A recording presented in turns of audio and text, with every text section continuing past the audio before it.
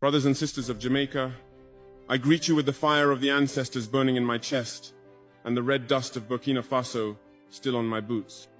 I come not as a head of state speaking to a foreign people, but as a son of Africa reaching out to his kin across the sea. I come as a revolutionary brother who recognizes in your struggles the reflections of our own.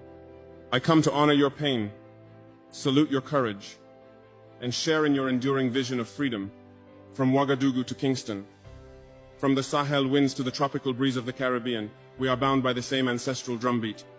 We are the children of ancient civilizations disrupted by conquest, torn by slavery, and tested by imperial deception. Yet we are also the descendants of those who never bowed, the Maroons who defied empire, the Burkinabe who rose with Sankara, the freedom fighters whose spirits still roam our hills, mountains, and deserts. Our story is not one of defeat, it is one of unbroken resistance. Jamaica, you are not small. You are mighty in memory, in rhythm, in soul. You are the flame that has kept burning in the night of oppression. You are the defiance of Queen Nanny, the vision of Marcus Garvey, the revolution of sound that came from Peter Tosh and Bob Marley. Your island is not isolated, it is a beacon, a fortress of the African spirit in the Atlantic. When I listen to Bob Marley, I do not hear entertainment, I hear sacred instruction. Emancipate yourselves from mental slavery. None but ourselves can free our minds. These words echo in every occupied corner of our continent. For while the chains of iron were broken long ago, the chains of the mind still hold many of us hostage. They come not with soldiers, but with debt. They come not with whips, but with NGOs. They do not enforce submission through colonial laws, but through economic blackmail, cultural domination, and the silencing of truth. Africa knows this well. In Burkina Faso, we buried Thomas Sankara, a son of the soil who dared to dream aloud. He spoke of self-reliance, dignity, and anti-imperialism. For that, they killed him. Not just foreign agents, but collaborators from within. That is the great tragedy of our times. That betrayal too often wears a familiar face. Yet the flame he lit has not died. It has moved from village to village, heart to heart, until once again, the people have stood and said, enough. We are reclaiming our voice, our resources, our futures. And in doing so, we recognize the same spirit in you, Jamaica. Jamaica, your story is Africa's story. Your Maroons are our freedom fighters. Your sugar fields mirror our cotton plantations. Your stolen children found themselves on ships whose sails were soaked in blood. And yet you built music from suffering, wisdom from wounds, and solidarity from struggle. Peter Tosh roared, "I don't want no peace. I need equal rights and justice." This is not a protest, it is a prophecy. Peace without justice is the silence of the oppressed. We do not want handouts. We want fairness. We want truth. We want the world to see us not as problems to manage, but as partners in the shaping of a new global reality. But the system is not neutral. The West did not become powerful through diplomacy alone. It gained its wealth from stolen labor, looted resources, and conquered minds. And when we resist, they do not hesitate to destabilize, discredit, or destroy. We have seen it with Lumumba, with Nkrumah, with Gaddafi, and again with every African nation that tries to stand upright. And yet, they fear our unity. They fear the moment when Africa and the Caribbean, when the children of the diaspora and the children of the continent recognize that we are one. That fear is justified, for that moment has arrived. You are not a dot on a map.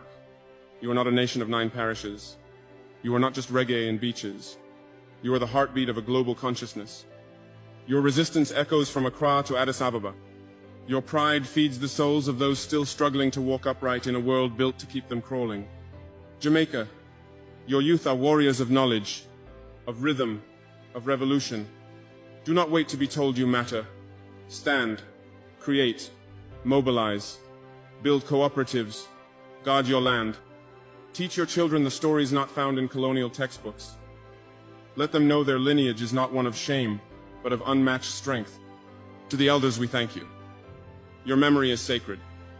You who remember when resistance had a cost, when black skin was a target, when black thought was a threat, you are the living libraries of our struggle.